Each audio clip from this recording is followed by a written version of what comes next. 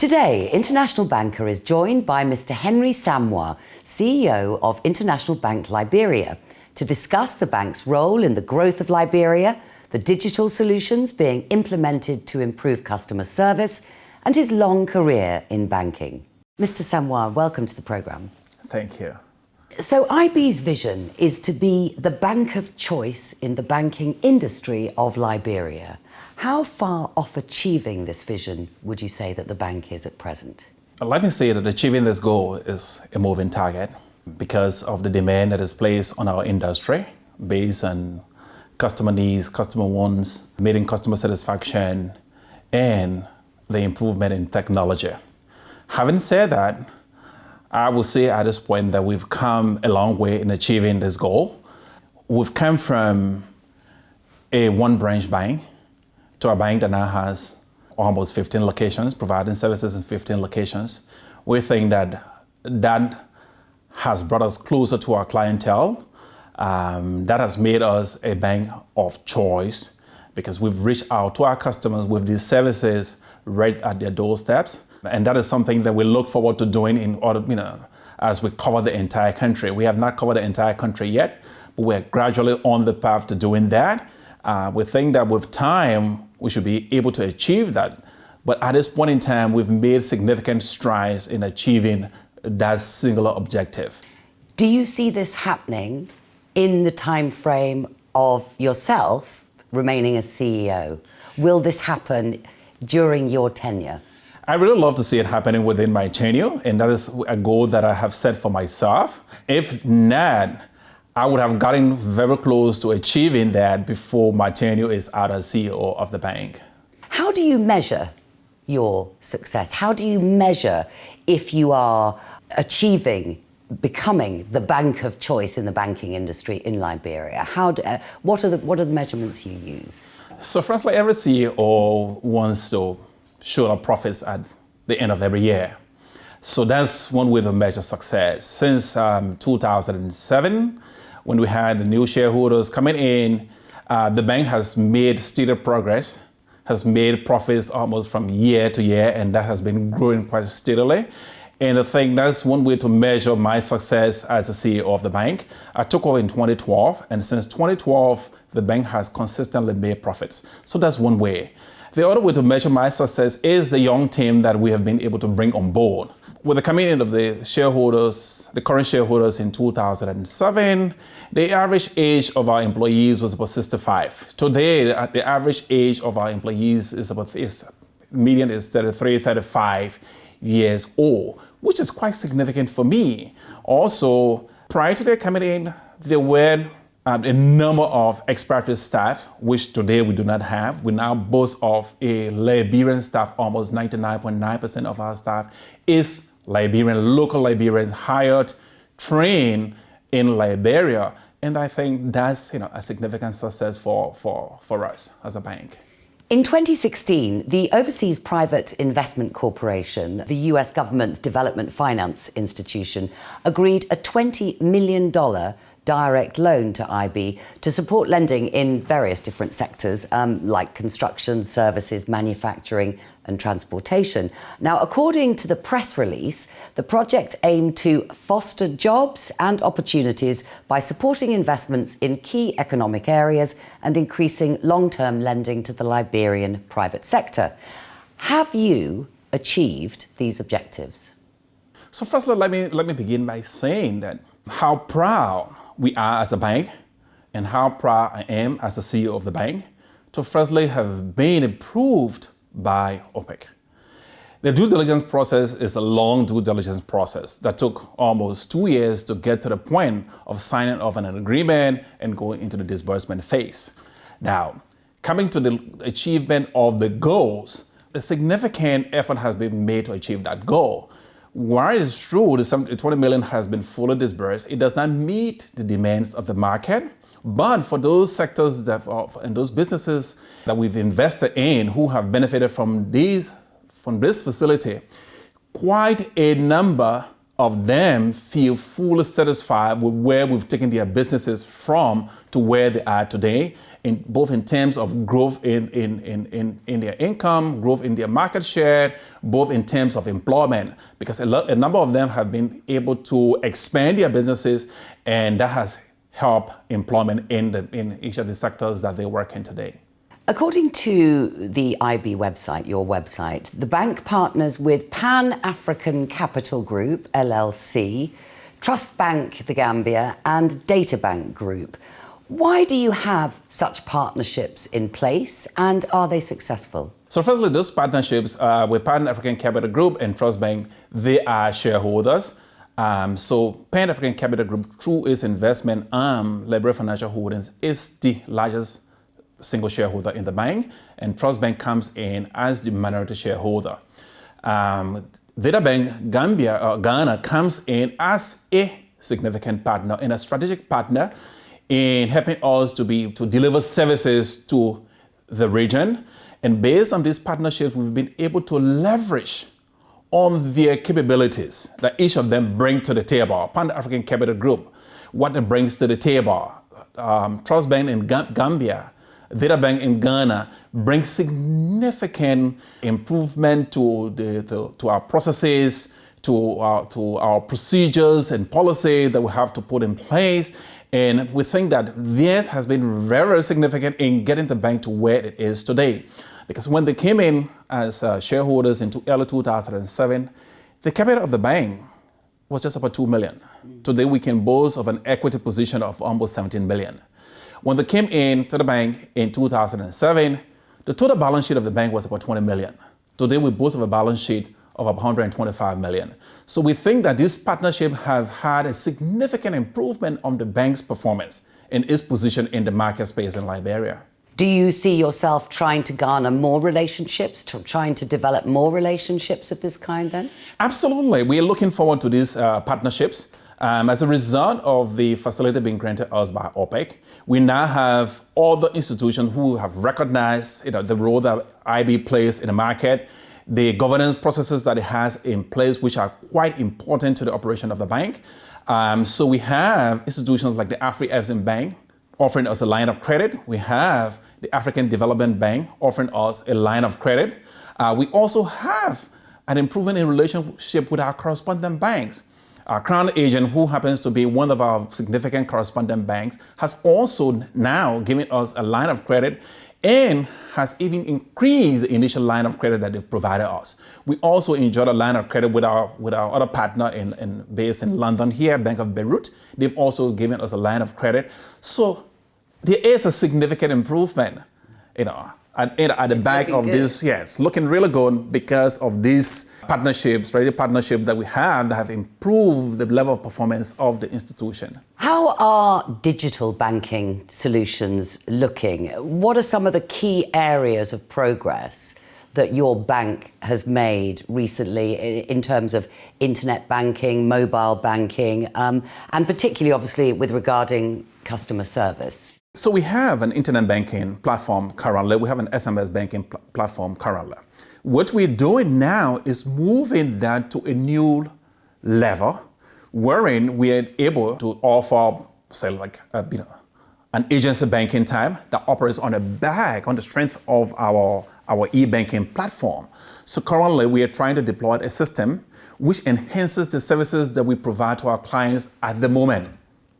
So today we have ATMs that are available that can do multifunction. You are able to pay your bills on our ATM platform.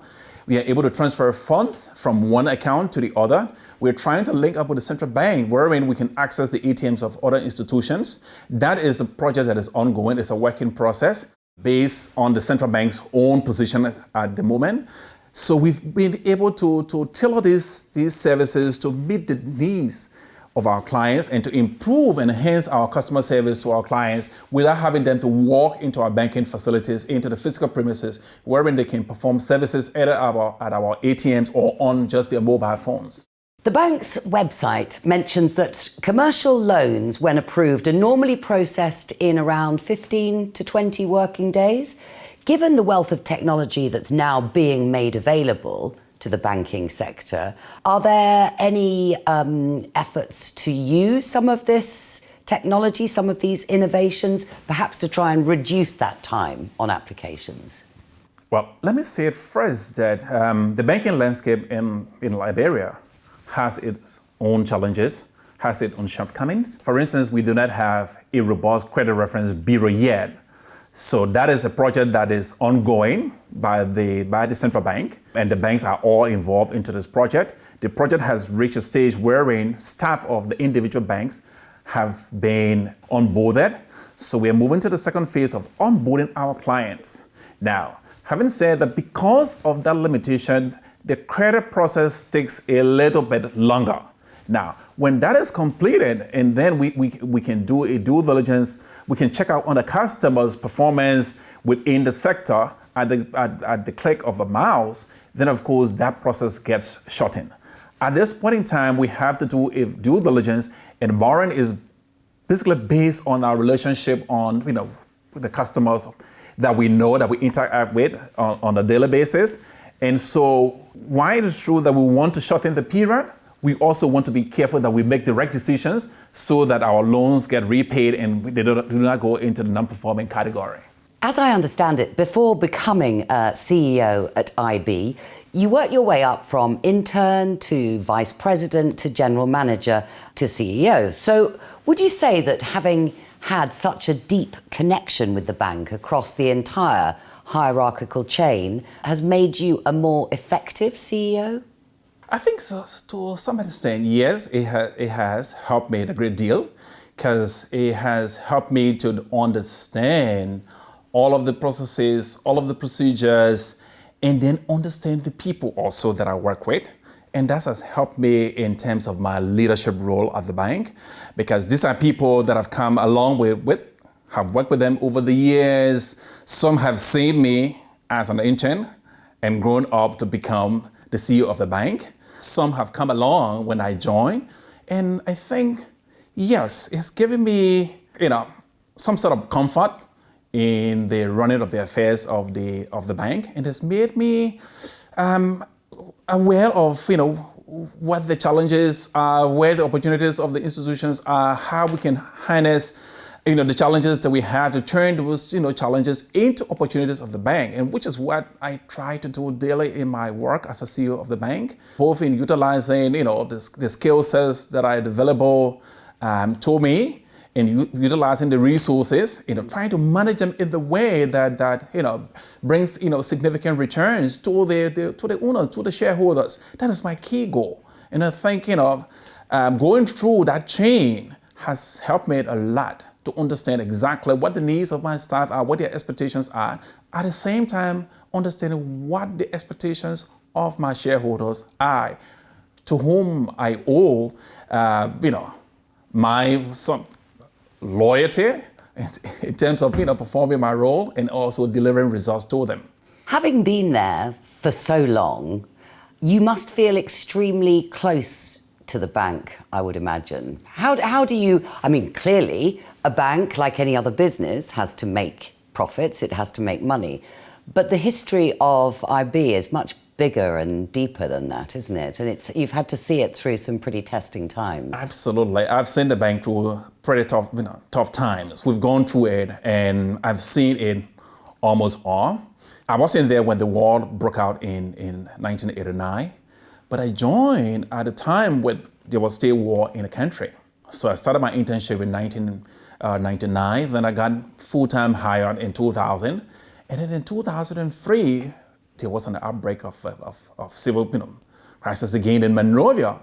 And this time, even though I worked with expatriate staff, I was actually left in charge of the bank. When I wasn't a senior manager in the bank, I was a lower level manager, but because of trust and confidence in my ability, I was left in charge, and I had to oversee that crisis management team as a junior manager in the bank. Were you terrified? It was a terrifying moment, but when a responsibility is given to you, you have to brace yourself for the challenges that lay ahead.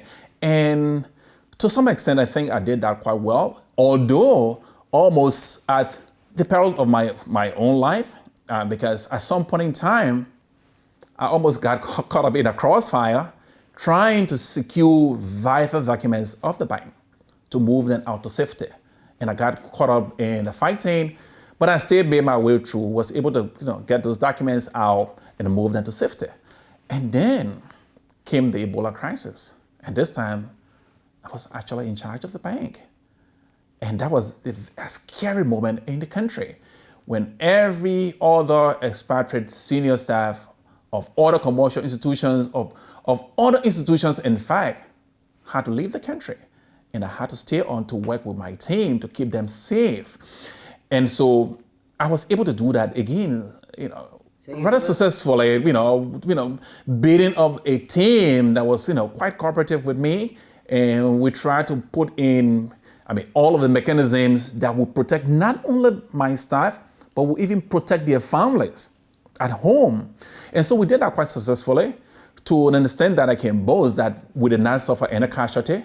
Neither did my staff, immediate families suffer any casualty. They were both safe because of the measures that we introduced at the bank, the education that we provided them, both for themselves and their families at the very tail end. So we're quite successful in doing that. You've also been, in your illustrious career to date, the chairman of the board of directors at Civic Education and Good Citizen Movement since 2006. What is the purpose behind this organisation, and does that responsibility inform you at all in your capacity as a banker? It does to some extent, but this organisation actually focuses on civic duties of citizens. So you try to work with the citizens in terms of their participation in electoral processes. So it's a kind of organization that educates the citizens in what their own rights and duties as responsible citizens are. So that actually helps me. But beyond that, I also work and serve on boards that that basically deals with the youth. Currently, I serve on the board of Civic Liberia, which is a student-run organization that is basically trying to develop the youth.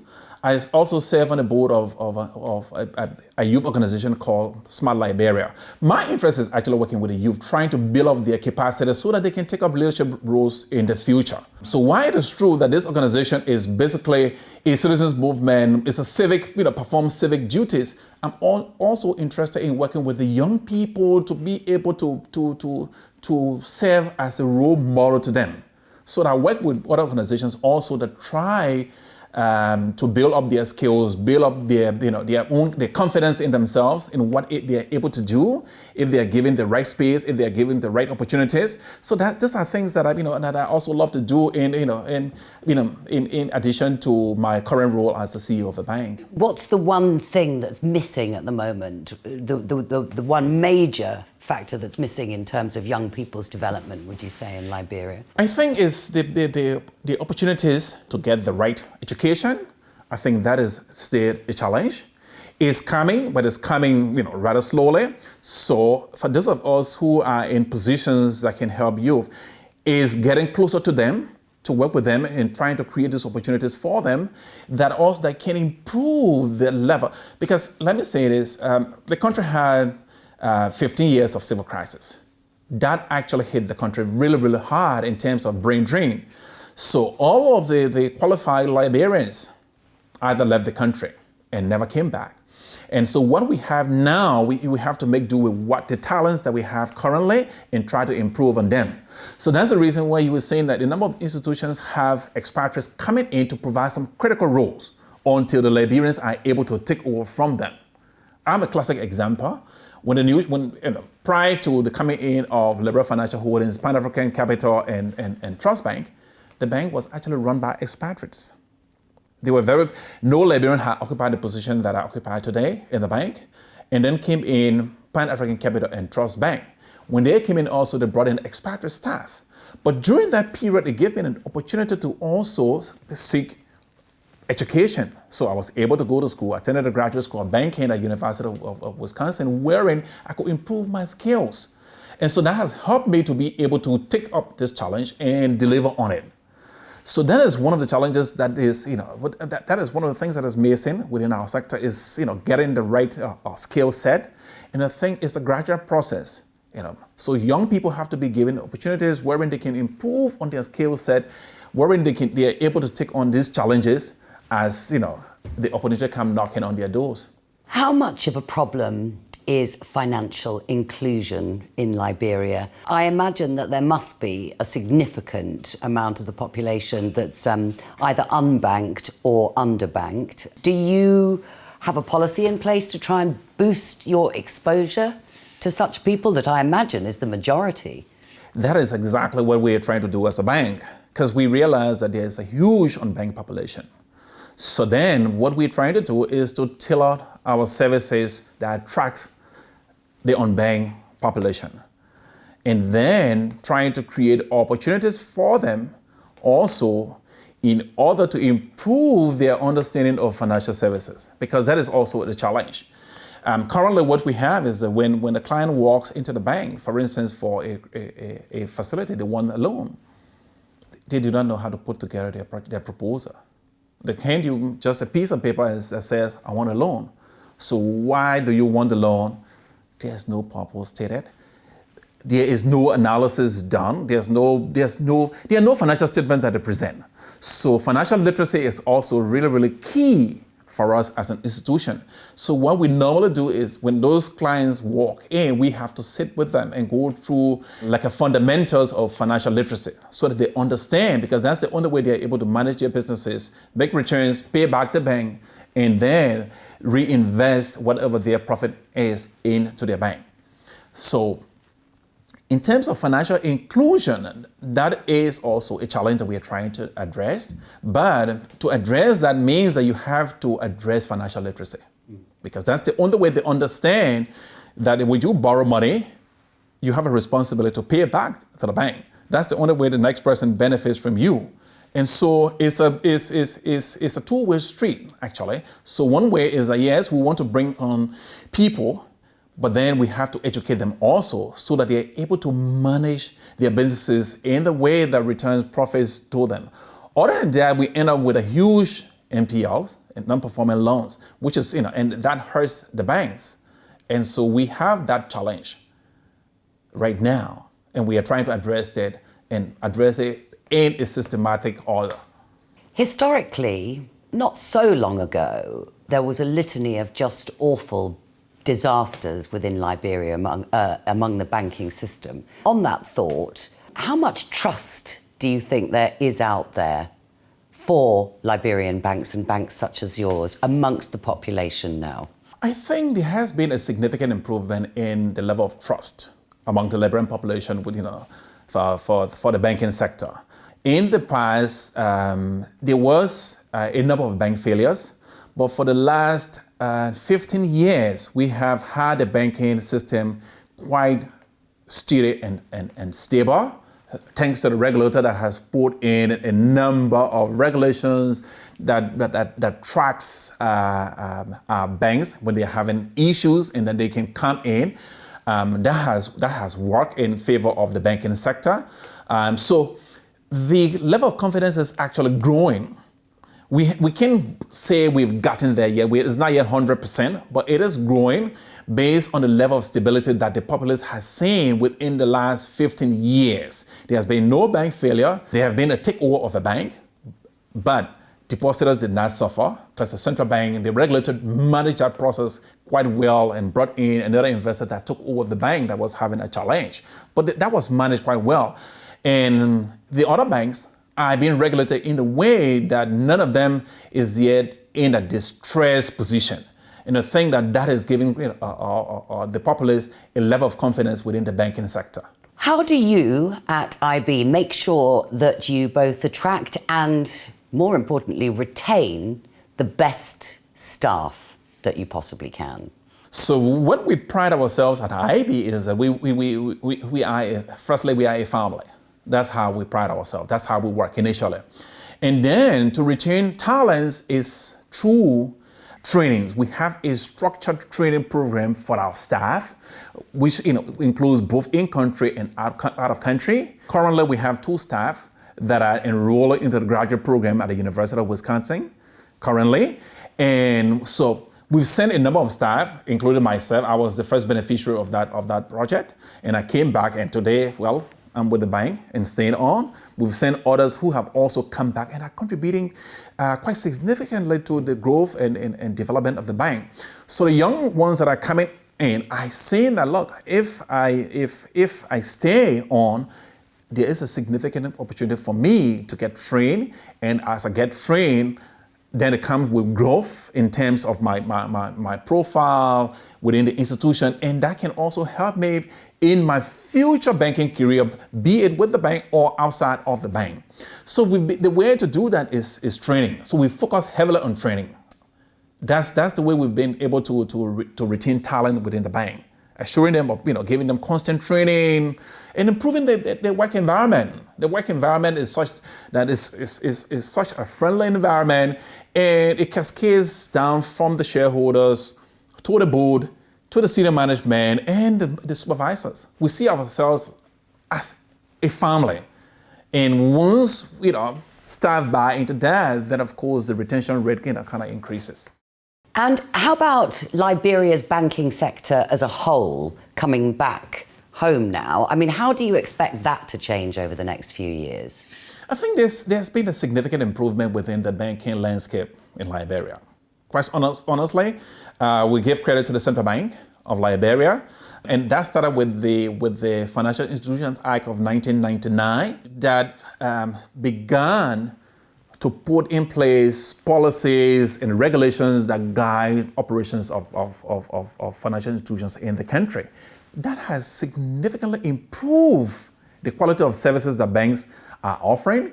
That has helped banks to stabilize. The central bank is able to detect early warning signs of a bank going into a situation, and they can come in with the right policies and right procedures, working with the shareholders, working with the board, working with the management in order to improve on it and in order to cure that deficiency, which they have noticed almost immediately. So there are early warning signals that the central bank has based on the reports that will return to them on a daily basis, on a weekly basis, on the monthly basis, on a quarterly basis, on a biannual basis, and on an annual basis. Finally, during your time as CEO, what is the achievement that you're most proud of?